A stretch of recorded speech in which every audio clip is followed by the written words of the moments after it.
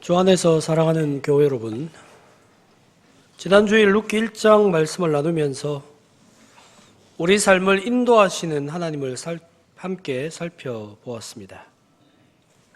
하나님께서 인도하시는 삶, 우리가 다 이해하지 못할 수도 있고 심지어 어려움이나 고난이 우리에게 오면 왜 우리가 이런 일을 만나야 합니까? 알 수 없을 때가 많이 있습니다. 그러나 그 모든 일들 가운데에서도 우리를 다시 하나님에게로 또 하나님의 백성에게로 돌아오게 하시기 위해서 열심히 하나님께서 일하시고 계시다는 것, 바로 이 진리를 꼭 기억하기를 바란다는 말씀을 나누었습니다. 우리를 결코 그리스도의 사랑에서, 하나님의 사랑에서 끊을 수 없으니 우리를 사랑하시는 주님을 더 신실하게 붙들고 또 그 하나님과 함께 살아가는 그 인생의 길을 걸어가기를 바란다. 우리 지난주일 들었던 말씀이죠. 우리는 이 사실을 잘 알고 있습니다. 그럼에도 불구하고 하나님께서 정말 우리를 사랑하시고 붙드시는 것이 맞는지 의심할 때가 많이 있습니다. 하나님이 돌보신다는 것이 우리 눈에 잘 보이지 않을 때가 많기 때문이죠. 그래서 어디로 가야 하는지, 무엇을 선택해야 하는지, 당장 지금 내가 무엇을 하는 것이 옳은 것인지. 오늘 읽은 말씀의 룻이 바로 그런 형편 가운데 있습니다. 룻은 하나님을 선택했고 하나님 백성에게로 나아왔습니다. 이런 선택을 하면 그의 인생이 쫙 펼쳐져야 할 것 같은데 전혀 그렇게 느껴지지가 않습니다. 그래서 오늘 이 말씀은 우리에게 더 중요한 의미가 있습니다. 매일을 살아가는 일상의 삶 가운데 하나님이 우리를 인도하신다는 것, 우리는 어떻게 할 수 있는가? 또 우리의 삶을 어떻게 살아가야 하는가? 우리는 무엇을 붙잡아야 하는가? 하나님과 하나님의 백성을 선택한 룻, 드디어 유대 땅 베들레헴에 도착을 합니다. 앞서 말씀드렸던 것처럼 룻이 만난 현실이 어떠하죠? 드디어 하나님 나라, 하나님의 백성에게로 가는구나. 이제 하나님의 백성으로 사는 삶이 내 눈앞에서 쫙 펼쳐지겠구나. 어쩌면 이런 기대와 소망을 가지고 왔을 법합니다. 하지만 룻이 만난 현실은 그녀의 기대와는 전혀 달랐습니다. 시어머니 나오미와 함께 도착한 언약의 땅 베들레헴. 그곳 사람들은 나오미와 룻을 전혀 배려해 주지 않고 있습니다. 더구나 룻이 누구인지 아예 관심도 없습니다. 게다가 그들이 만난 그 현실, 먹고 사는 문제 녹록지도 않습니다. 이럴 때 우리는 실망하죠. 하나님 나라를 살아가는 원대하고 거창한 꿈, 주를 위해서 내가 이런 일도 하고 저런 일도 해야 하는데, 소위 이런 꿈을 안고 살아가는데, 아니 소위 비전이라고도 말을 하죠. 그런데 당장 먹고 사는 문제에 매달려야 하는 현실만 눈앞에 있고, 이런 하찮고 자잘한 삶은 하나님 나라와 별로 상관없어 보이기까지 합니다. 하지만 오늘 말씀은 바로 그런 현실을 살아가는 우리가 하나님 나라를 어떻게 살아가는 것인가 가르치고 있습니다. 하나님을 섬기면서 하나님 나라 백성으로 살아가는 삶은 일상의 삶, 매일매일의 삶 가운데 말씀에 순종하는 삶이기 때문입니다.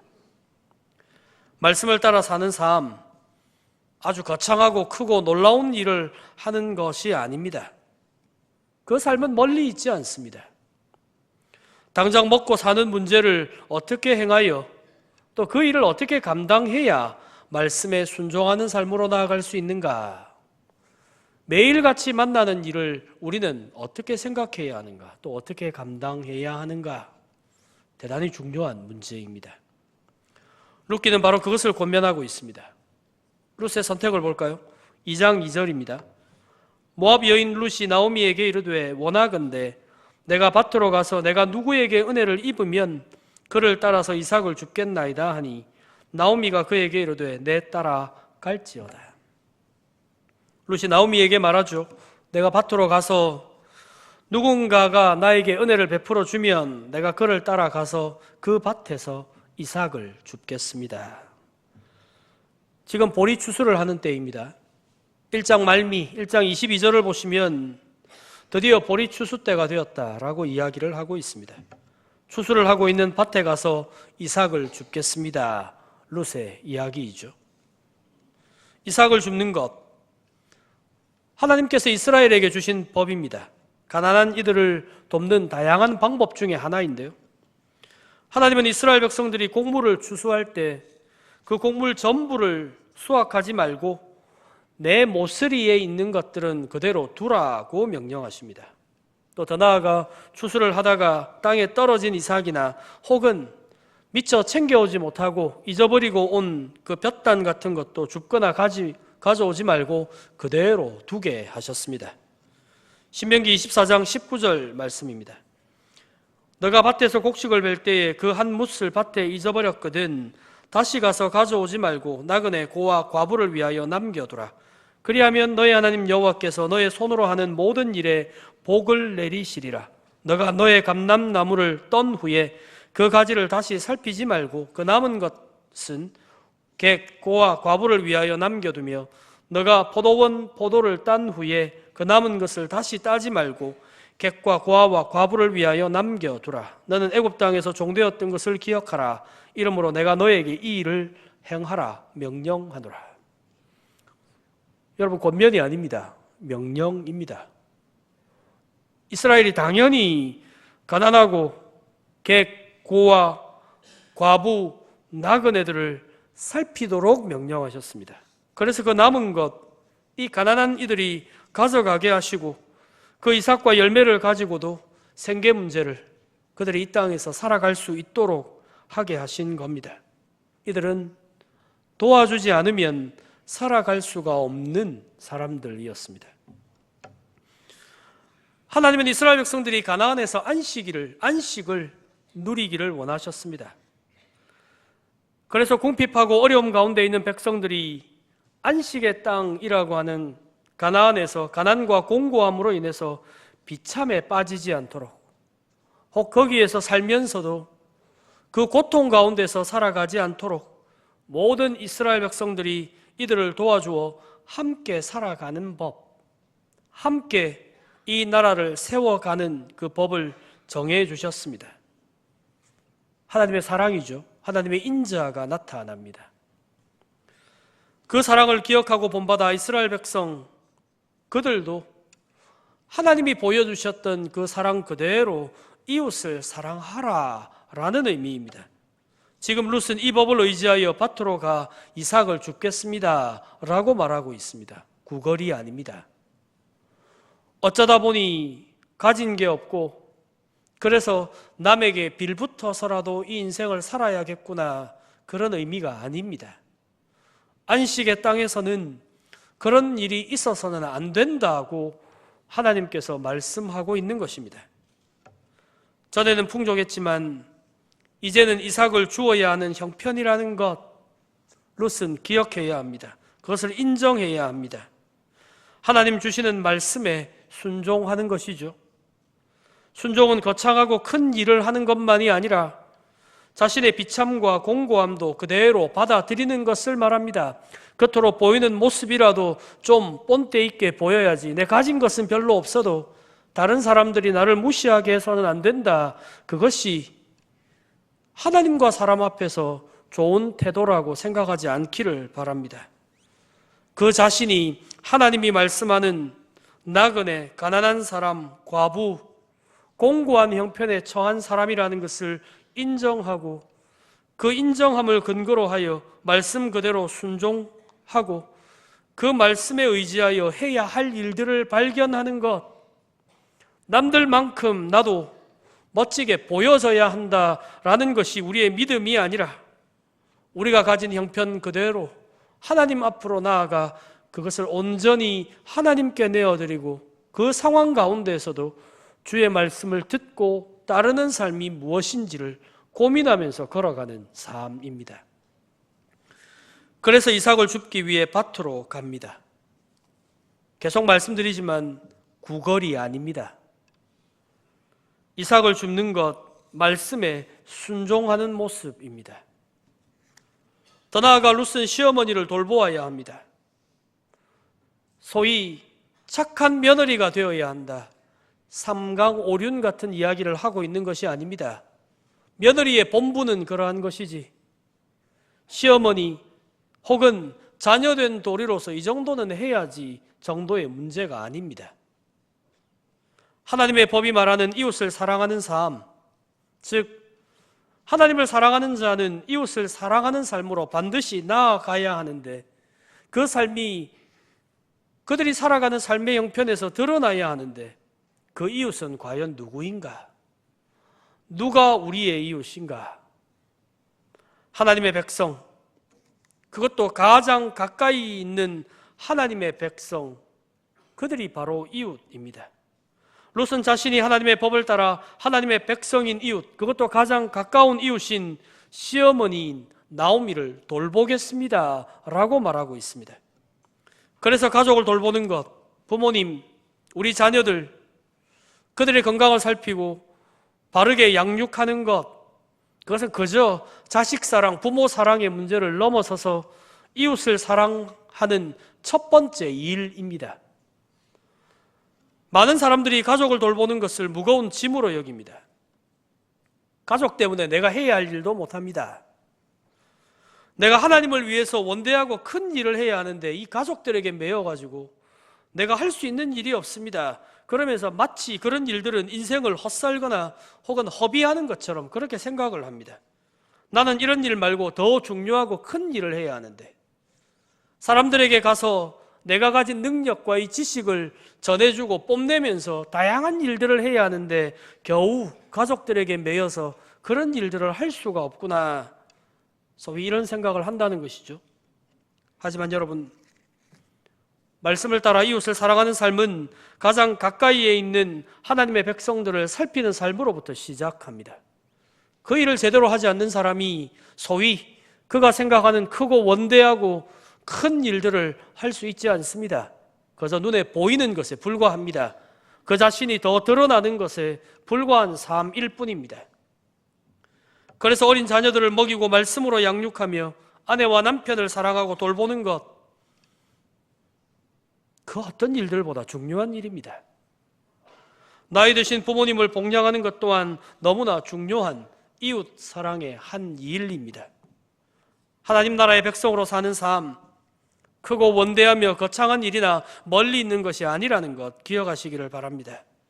먹고 사는 문제로 어려움 가운데 있는 가족들의 형편을 살피고 돌아보는 것, 바로 그것 때문에 말씀에 순종하면서 해야 할 일을 찾는 것, 그것이 바로 오늘 이 룻이 걸어가는 섬김의 길, 순종의 길입니다. 룻은 이 길을 걸어갔기 때문에 구속사의 놀라운 일을 감당하게 됩니다. 그 자신은 몰랐겠지만 다윗 왕의 조상이 되었고 하나님 나라를 세워가는 복된 사역에 동참하고 있습니다. 그래서 룻의 모습을 보면서 우리가 꼭 기억해야 할 것이 있습니다. 지금 당장은 별것 아닌 것처럼 보일 수 있습니다. 생계를 유지하기 위해 밭에 가서 이삭을 줍는 것, 아주 하찮은 일처럼 느껴질 수도 있습니다. 하지만 가장 가까이 있는 하나님의 백성을 살피는, 이웃을 돌보는 그 삶이야말로 하나님 나라를 이루어가는 길이고 그 삶을 통하여 하나님은 당신의 역사를 이루어 가십니다. 사랑하는 교회 여러분, 이 사실을 잘 안다 하더라도 이삭을 줍기 위해 밭으로 가는 것 결코 쉽지가 않습니다.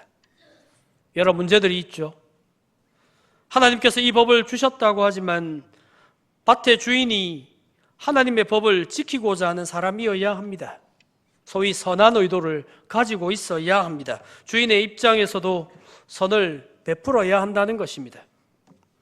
그러나 더욱 중요한 것, 주인도 그가 선을 베풀면서 마치 적선하듯이 이 일을 해서는 안 됩니다. 하나님의 법을 지키는 것이기에 자신을 자랑하듯이 내세우는 것, 자신의 밭으로 나오는 사람들을 무시하거나 혹은 마치 그 사람들이 내가 있어야만 살아갈 수 있는 사람이라고 생각하는 것, 그것은 좋은 태도가 아닙니다. 비록 그들이 부족하게 보인다 하더라도 그들을 존중해야 합니다. 사람을 낮추어 보아서는 안 된다는 것이죠.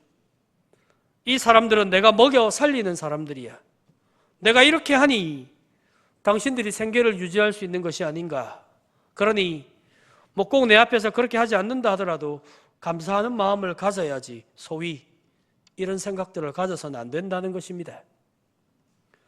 더 나아가 룻의 마음은 또 어떨까요?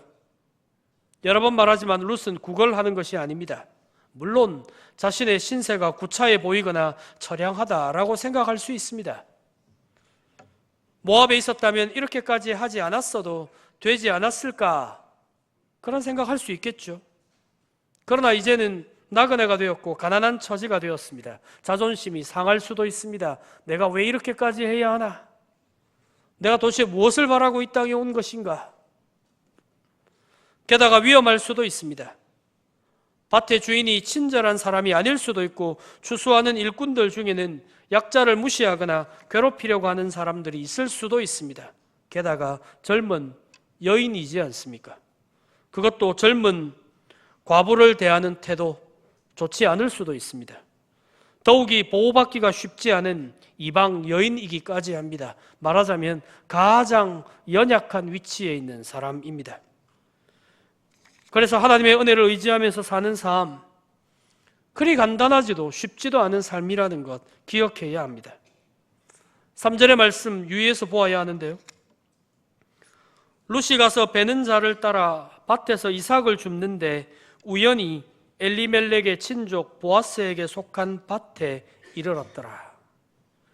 우연히 엘리멜렉의 친족인 보아스의 밭에 도달했다라고 말씀합니다. 1절을 보시면 이 보아스가 누구인지를 설명을 합니다. 나오미의 남편 엘리멜렉의 친족으로 유력한 자가 있으니 그의 이름은 보아스더라. 앞서 보았듯이 하나님은 곤고하고 궁핍한 이들을 위해서 이삭을 남겨두는 법도 주셨지만 이 문제를 근본적으로 해결하기 위해서 백성들 가운데 만일 땅으로 인해 문제가 있다면 가장 가까운 친족이 먼저 그 문제를 해결하도록 하는 법도 만들어 주셨습니다. 이것도 이스라엘 안에 가난한 자, 궁핍한 자가 없도록 하는 하나님의 사랑입니다. 하나님의 사랑, 이웃을 사랑하는 것으로 나타난다는 것이죠. 나오미 가정에게 바로 그 일을 할 사람, 그가 바로 보아스다라고 말하고 있습니다. 보아스를 유력한 자라고 말하는데요, 이 유력하다는 것, 부자이면서 신실하게 하나님을 섬기는 사람이라는 의미입니다. 경제적인 능력도 대단한데 게다가 믿음도 좋다, 그런 의미입니다. 이렇게 되기가 쉽지 않죠. 부자면 경건하지 않거나 자만하는 경우가 많습니다. 또 경건한 사람 중에는 부자가 많지 않은데요, 그래서 우리 주님도 낙타가 바늘 귀로 들어가는 것이 부자가 하나님 나라에 들어가는 것보다 쉽다라고 말씀을 하셨습니다. 부자가 바른 믿음을 가지는 것이 그만큼 힘들고 어렵다는 이야기입니다. 그런데 보아스는 경건할 뿐만 아니라 경제적으로도 부유한 사람, 영육간에 마치 그의 생각과 그의 삶이 다 훌륭하고 좋은 사람이다, 이렇게 평가를 하고 있습니다. 바로 이 보아스에게 속한 밭, 룻이 우연히 이르게 되었다라고 말합니다. 그런데 여러분, 이 땅에서 일어나는 일 가운데 정말 우연히 되는 일이 있을까요? 세상의 학문은 이 세상이 우연의 우연을 통하여 이런 모양으로 발전하고 진화되었다고 가르칩니다. 하지만 우리는 우연히 일어나는 일은 없다는 것을 알고 있습니다. 모든 일 하나님께서 이루어 가신다. 하나님이 일하시는 역사 가운데서 일어납니다. 우리는 우연을 믿지 않습니다. 하나님과 상관없이 말 그대로 우연히 정말 일어나는 그런 일, 그래서 요행을 바라거나 우연히 잘 이루어지고 진행되기를 기대하는 것, 그리 좋은 삶의 모양이 아닙니다. 오늘 말씀은 말 그대로 우연히 일어났다 그렇게 말하고 있는 것이 아닙니다. 인간 편에서 보자면 우연히 된 것처럼 보인다라는 의미입니다. 룻과 나오미의 눈에는 정말 우연으로 인하여 일어난 것처럼 보인다는 것이죠. 즉 우리의 생각 혹은 우리의 계획 밖에서 일이 일어났다라고 말하고 있습니다. 상상조차 하지 못했던 일들이 일어난다는 것입니다. 룻은 보아스라는 사람을 알지도 못했습니다. 미리 알아서 이런저런 계획을 세우고 작전을 짜서 어떻게 하면 보아스의 밭으로 갈 수 있을까? 또 보아스를 어떻게든 만나서 청탁을 해야겠구나. 소위 이런 계획과 생각으로 한 일이 아니라는 것입니다. 그래서 말 그대로 룻에게는 우연히 이 일이 일어난 것처럼 보인다. 하지만 하나님께서 이 모든 일을 이루어가고 있습니다. 말씀에 순종하여 시어머니를 보살피는 삶으로 나아가는 룻을 사용하고 있습니다. 가장 가까운 이웃인 어머니를 섬기는 바로 그 룻의 믿음을 사용하고 있습니다. 룻은 아무런 계획 없이 이삭을 주우러 나갔지만 하나님은 룻을 보아스의 밭으로 인도하셨습니다. 하나님의 섭리이죠. 하나님께서 인도하신 것입니다. 특히 1절에서 3절까지를 보시면 보아스를 소개하는 부분 1, 3절이죠. 그 사이에 있는 2절에 룻의 순종을 넣어 말씀하고 있습니다. 1절에서 보아스가 누구인지를 소개하고 그리고 2절에서는 룻이 순종하는 모습을 말하고 3절에서 다시 보아스에 대해서 이야기를 하고 있습니다. 룻의 순종이 하나님의 인도와 함께 차례로 이어지면서 어울리고 있는 것처럼 말씀하고 있습니다. 룻의 순종과 하나님의 일하심이 협력하여 일을 하고 있는 것처럼 느껴집니다. 룻이 아무것도 하지 않았는데 말하자면 그가 그저 자기 자리에 앉아서 맹탕 포기하고 있는데 하나님께서 무조건 일방적으로 그 모든 일을 다 되게 하셨다. 그렇게 말하고 있지 않습니다. 아니면 정말 말 그대로 우연히 이런저런 일들이 이루어지는가? 그것도 아니라고 말하고 있습니다. 더 나아가 하나님의 인도 없이 우리가 열심히 일하면, 우리가 좋은 계획을 세우면, 생각을 잘하면, 프로그램을 잘 짜면 충분히 그런 일들이 일어나지 않는가라고 생각하는 것, 성경은 분명히 틀렸다고 말합니다. 룻의 순종을 사용하시는 하나님, 즉 우리의 순종을 사용하여 하나님께서 일하신다는 것, 교회 여러분 이 진리를 기억하시기를 바랍니다. 이것과 관련해서 또 하나 기억해야 할 것이 있습니다. 하나님은 우리를 구원하시고자 직접 일을 하시는데요, 우리가 무엇을 해야만 그제서야 하나님께서 움직이시는 것은 아닙니다. 그래서 소위 하나님이 일하시게 하자, 우리가 일을 해야 하나님도 일을 하신다라는 식의 그 구호는 하나님의 사역을 모르는 것일 뿐만 아니라 무시하는 것이기도 합니다. 이런 우리가 앞서서 하는 것이 아닙니다.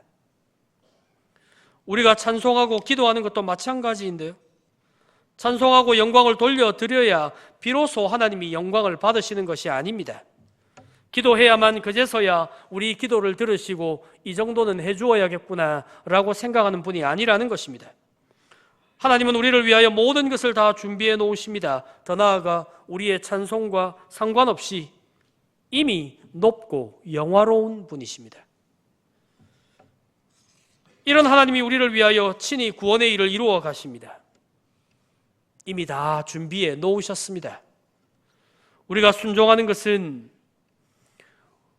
우리의 노력이 구원을 이루어가는 것이 아니라, 혹은 내가 해야만 그 한 것에 대한 대가로 무엇을 받는 것이 아니라 하나님이 이루어 가시는 그 구원 역사에 참여하는 것입니다. 룻은 전혀 알지 못했지만 하나님은 이스라엘의 법을 통하여 룻을 위한 준비를 해 놓으셨습니다. 친족이 그 가정을 구원하는 제도를 만드셔서 룻이 그 제도를 따라 보아스를 만나게 하셨습니다. 또 그 일을 할 수 있는 보아스를 미리 준비해 놓으셨고, 보아스와 룻을 통해 다윗 왕이 오는 길도 준비해 놓으셨습니다. 이 모든 일을 이루시기 위하여 우연히 룻을 보아스에게 속한 밭으로 인도하고 있는 것입니다. 당신의 인자하신 손으로 룻을 그리고 보아스를 움직여 가고 있습니다. 그래서 여러분, 하나님은 우리의 순종을 사용하십니다. 하나님께서 이루시는 그 역사, 우리의 생각을 뛰어넘습니다. 그래서 룻에게도 우연히라는 말을 사용하고 있습니다. 생각을 뛰어넘는, 도무지 예상할 수도 없는 일을 하나님께서 이루어 가신다. 그러니 우리가 이런저런 계획을 하면 하나님의 일이란 말이야, 기본적으로 이렇게 하는 것이지, 내가 지금까지 신앙생활을 하면서 수도 없이 이런 일들을 해봤는데 또 내가 듣고 배운 게 있는데 이렇게 하면 되지라는 식으로 생각하지 않기를 바랍니다. 소위 내 인생 내가 계획하면서 할 수 있는 일, 할 수 없는 것, 내가 하고 싶은 것, 하기 싫은 것, 이리저리 내가 다 알아서 정해놓고 난 뒤에 지금 이 시간에도 인생의 걸음을 내가 원하는 대로 착착착착 계획한 대로 걸어가면 그 인생은 성공하는 인생으로 걸어갈 수 있는 거야. 그리고 그 인생조차도 내가 평가하고 내가 평가하는 대로 걸어가려고 하는 것, 결국 삶의 모든 것의 중심이 나에게 맞추어져 있어서 내가 어떤 생각하고 내가 무엇을 원하고 내가 무엇을 바라며 내가 어떤 식으로 비춰지는가, 소위 바로 이런 것에만 관심이 집중되어져 있는 우리의 인생, 그 걸음들, 그 걸음을 걸어가는 사람은 룻의 순종을 이해할 수가 없습니다. 그 공고하고 비참한 형편을 왜 굳이 스스로 선택하여 그 자리까지 나와야 합니까?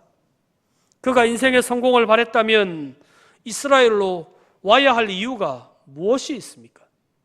왜 시어머니를 굳이 복양해야 합니까? 이미 남편도 죽고 없는 마당에 시어머니조차도 너는 고향에 남으라 라고 말했음에도 불구하고 그것을 듣지 않고 시어머니와 함께 베들레헴에 찾아와야 할 이유가 어디에 있습니까? 그럼에도 불구하고 룻은 그 길을 선택합니다. 여러분, 그것이 순종입니다. 그가 만난 삶의 형편 가운데서 주의 뜻을 발견하고 주님이 부르시는 길로 나아가고자 하는 것, 그가 원하는 삶, 그가 바라는 삶, 그가 겉으로 보이는 것에 집중하는 삶이 아니라 하나님이 부르는 삶이 어디에 있는지를 분명히 기억하고 그 삶에 순종하여 나아가는 것, 그것이 믿음의 길이고 순종의 길입니다. 그럼에도 하나님이 주셔야만 하나님의 일을 이루어 갈 수 있기 때문이죠. 우리가 이 땅에서 만나는 모든 일들이 다 그러합니다. 우리 가정도 교회도 하나님의 인도를 따라 걸어가야 합니다. 우리가 이런저런 계획을 하면 부흥도 오고 성장도 할 것이라고 생각하는 것, 우리의 착각입니다. 지금 우리 교회가 이렇게 자라고 성장할 수 있었던 것, 우리의 계획과 생각이나 준비 때문이 아닙니다.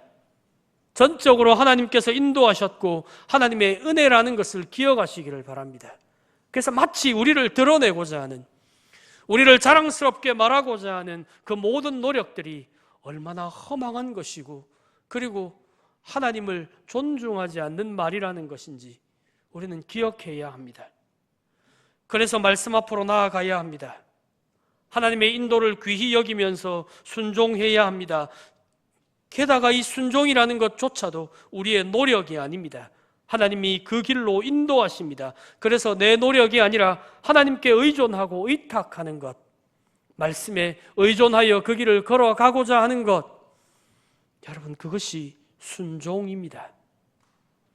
그러니 매일매일의 삶 가운데 말씀을 더욱 의지하는 우리가 되기를 바랍니다. 시어머니 나오미를 어떻게 하면 잘 섬길 수 있을까를 고민하면서 말씀에 순종하여 기꺼이 이삭을 줍기 위해 나선 그 룻을 기억하시기를 바랍니다. 그래서 믿음은 내가 만난 현실의 삶에서 순종하는 법을 찾는 삶입니다. 그 삶으로 나아가면 하나님께서 인도하시는 길을 만나게 됩니다. 하나님이 부르시는 놀라운 길을 경험하고 알 수 있게 됩니다.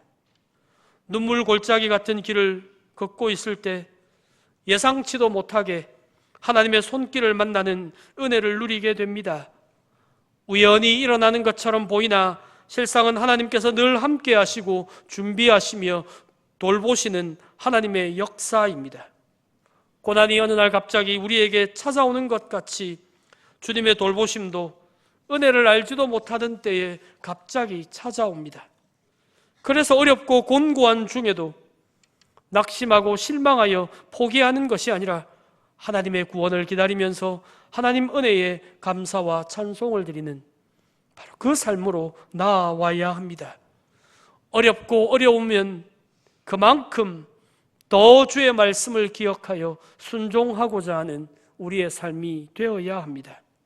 그러니 교회 여러분, 지금 우리 눈앞에 있는 어려움 때문에 그저 원망하는 우리가 되지 않기를 바랍니다.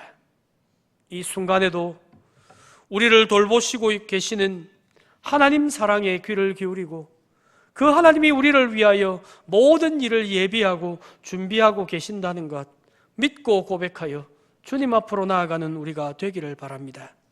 매일매일 만나는 일상의 삶, 하나님을 찾고 말씀 따라 걸어가기를 소망하시기를 바랍니다.